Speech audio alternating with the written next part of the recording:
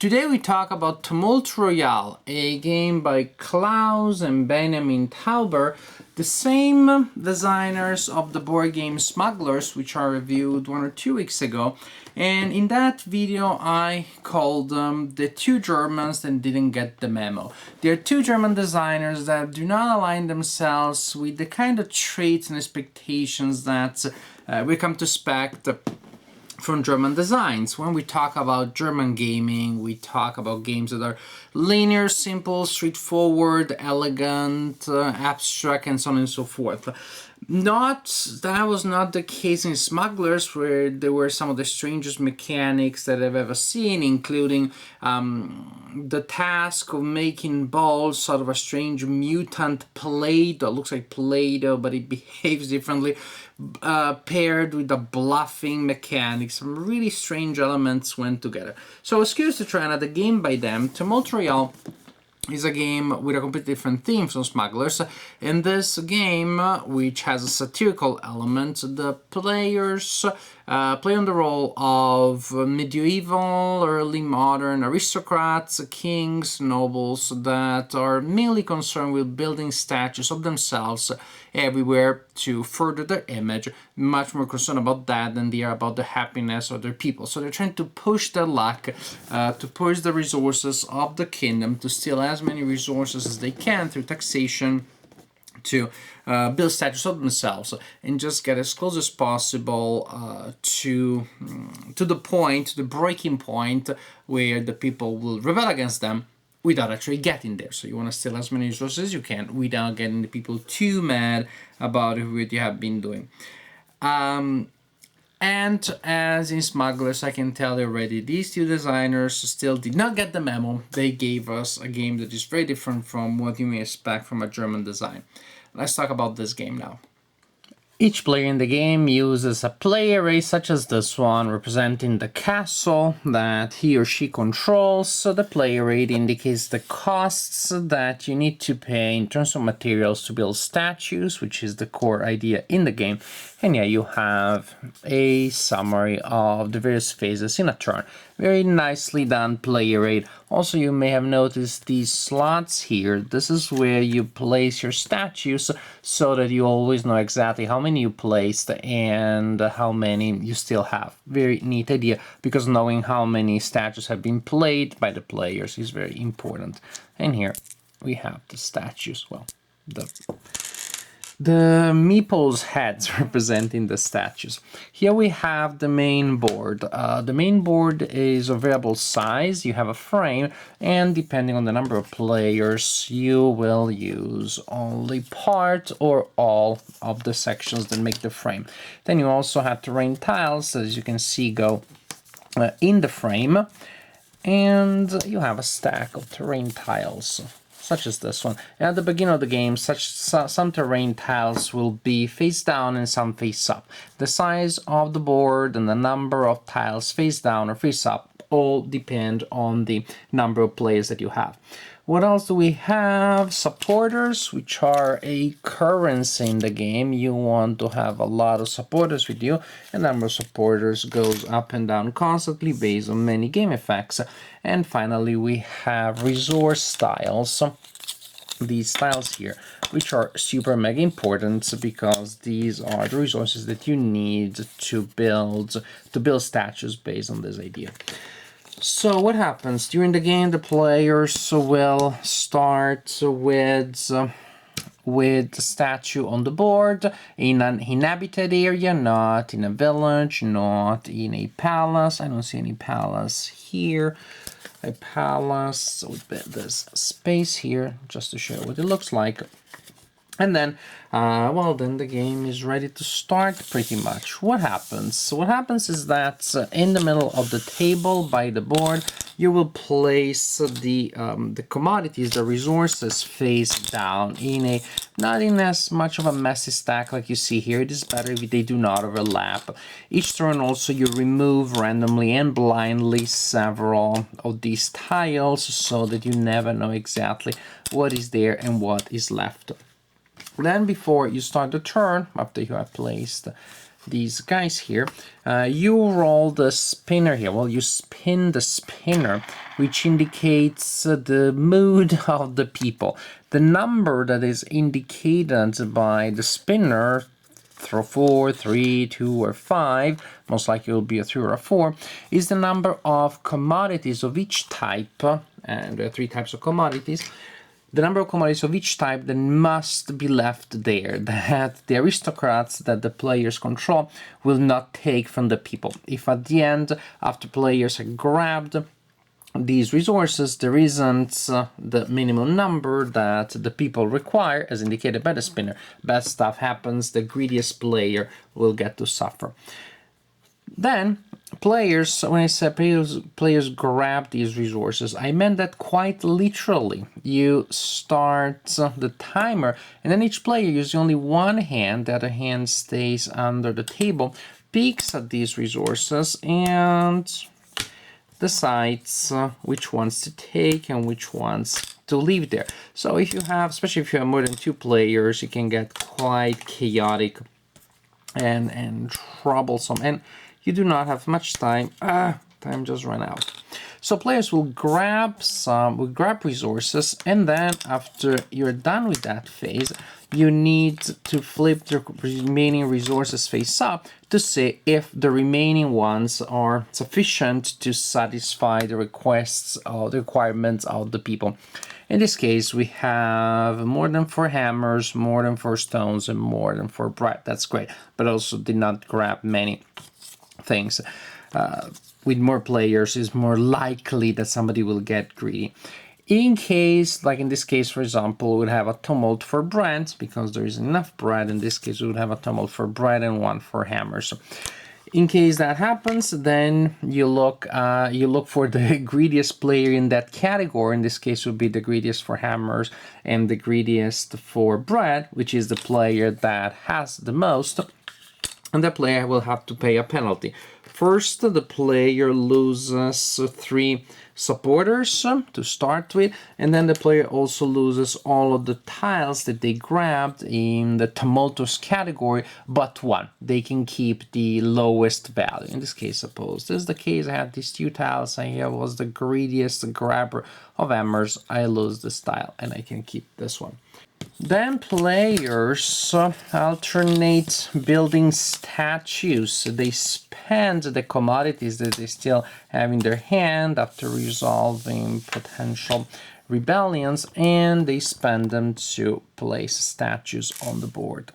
They need to place new statues adjacent to statues that they already have. So, and that needs to be done orthogonally, not diagonally. And suppose then that I am light blue player and I want to build a statue there. I do happen to have the right commodities. Then I simply discard them. These 2 tiles would satisfy the requirement to build a statue in the village, and I get to place a statue there. Actually, I should say to place statues, because in villages you can place 2 statues, as you can see from those 2 slots. In palaces you can place 3, as you can see from the 3 slots there in the palace space. So I spend resources, I place the necessary number of statues there. Also, if the tiles that I use force me to overpay, I get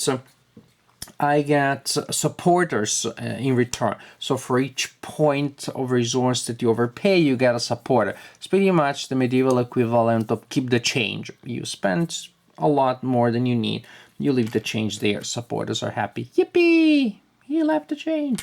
I can keep the change. So players will build their statues. Suppose that a player builds these ones, and another player really had a lot of resources, also gets to build here. And that's what happens in that phase. Once the players are done placing statues, you redistribute the ranks. The players will be ranked in order of importance. These tiles, as you can see, have numbers from 1 to 4. You're up to 4 players. And these ranks at the end of the turn are distributed based on the number of supporters. The player with the most supporters becomes king, and immediately loses 5 supporters, which is, I see why it's a balancing mechanism. You don't want to have the runaway king, but it's really weird thematically. The rulebook says it's hard to be a king. Well, like 2 seconds after you became the king, immediately people started deserting you. What kind of like rude piece of work are you? I don't know. It works mechanically, but it's one of the several elements of this design that seems to go a little against the theme. In any case, you determine who the new king is or queen. These tiles are all double-sided to offer a range of genders. After you assign the new king or queen tile, the player that received it, that became the new king or queen, or still retains that title, gets to place a statue there. This is the chronicle. So we chronicle that in this generation here, this was the ruler. Maybe next time this also remains the ruler, then the blue player gets to be the ruler, etc., etc. And after a couple of turns, as you can see, the player that becomes the king or queen gets to place 2 statues there. Also, you see some symbols here. They indicate the turns when the tiles that are face down at the beginning of the game are flipped face up, say in a 2-player game. Then here we flip a tile, and then in a 2-player game, in that turn there, we flip the other tile, revealing more areas where players can pollute the environment with statues of themselves. These numbers here, they indicate a possible end of the game. If at the end of a turn the player that placed the most statues is ahead of the player that placed the least statues by more than that number, then the game is over. I wish they had placed the number that you actually need, not you need the number, basically you need plus number plus 1. You end the game if you're the player that has the most statues and you have 8 more than the player with least statues. Here it is 6, 4, 2, and well 1, but in truth that one works as 0 because at the end of this round, in any case, the game is over if the game goes that long. When the game is over, the player that placed the most statues is the winner of the game.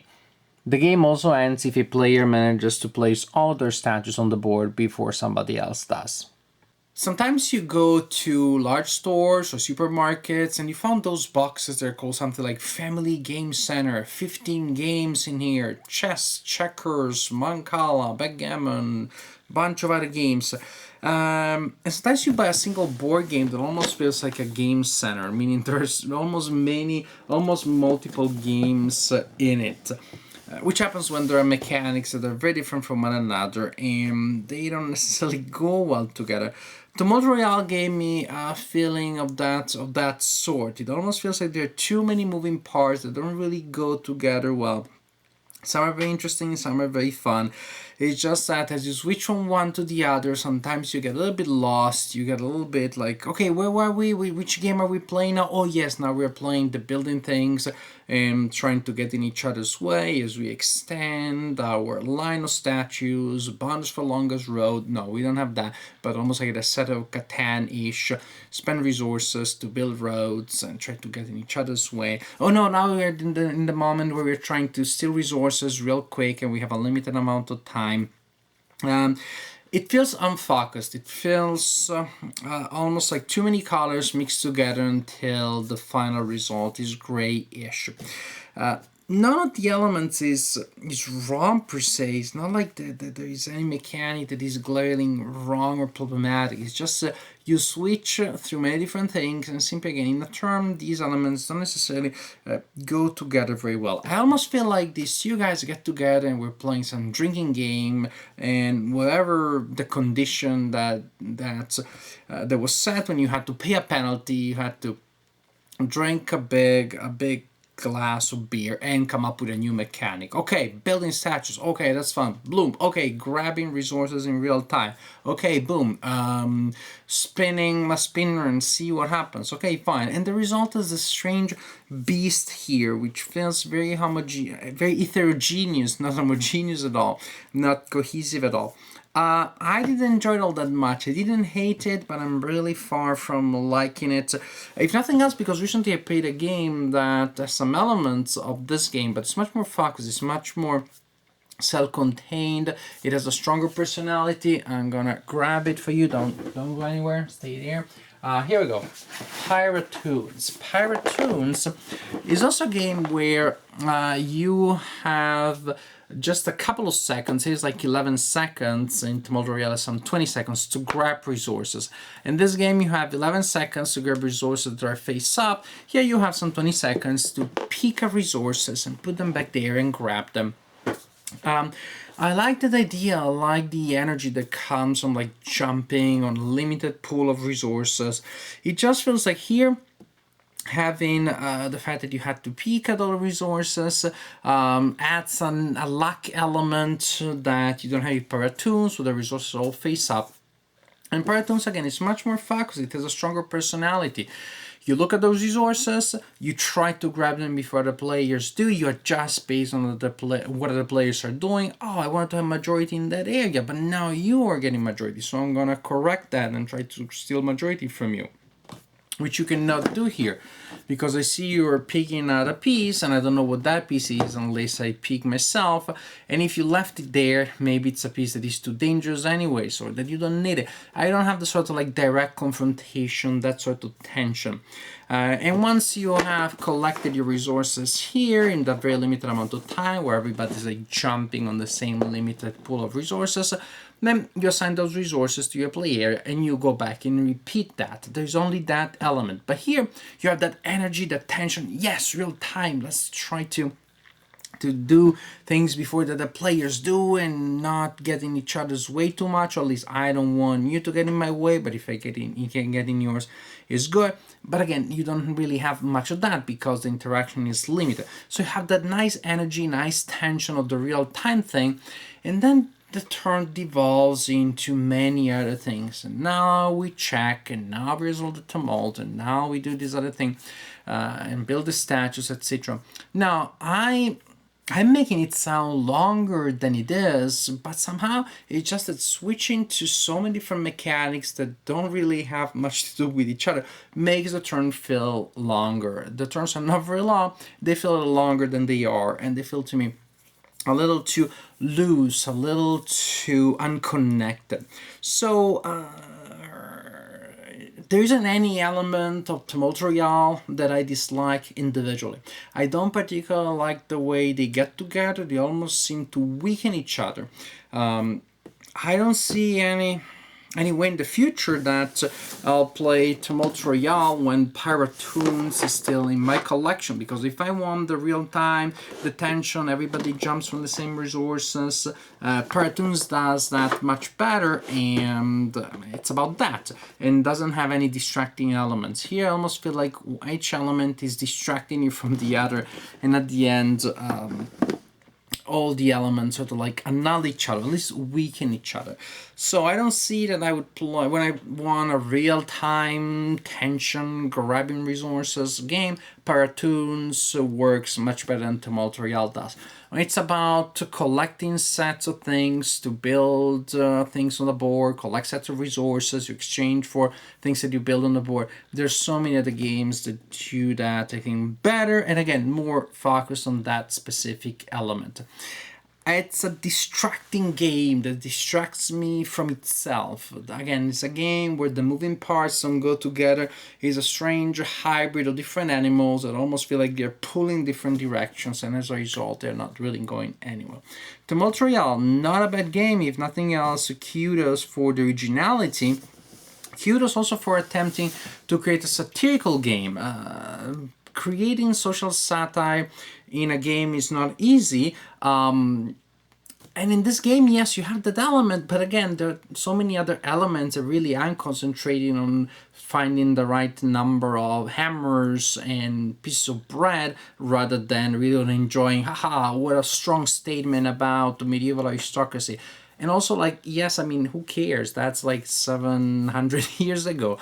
I can get enraged about that, but it's not that biting of a satire. Again, doing satire in games is not so easy, and if you're doing satire about centuries ago, that society that we have outgrown anyways, we already know that that society doesn't work as well as other societal forms do. For a societal game, for example, for a satirical game, a comparison that I like to make is with a satirical game that is not a great game per se, but is really fun as a satire, is Crunch. Crunch is a game about modern banking and greediness and disrespect for rules in modern banking. Crunch, have a look at that game. As a satire, it works very well. It's a fairly mediocre design, but it's fun because it goes head first into the idea of like mocking contemporary elements of society that deserve to be mocked. Here you have, let's mock people that died 700 years ago, and let's do it in a way that actually is fairly superficial, fairly shallow, because there's so many other moving parts in the design that you have to take very seriously to be able to enjoy the game. So it's weak satire about a topic that's not all that interesting to make fun of. And again, it's just one more element that you think would add to the richness of the design. It's kudos that they try to have a satirical element, but then the satirical element enters, again, this whirlpool of things that, as I said before, unfortunately, don't go together. Actually, they clash against each other and they seem to weaken each other. The elements in the game are all interesting taken individually. They're not all that effective when you put them together. Tumult Royale allows many different elements, many different parts, and somehow the game overall to me is less than the sum of the parts, which is, quite unfortunate.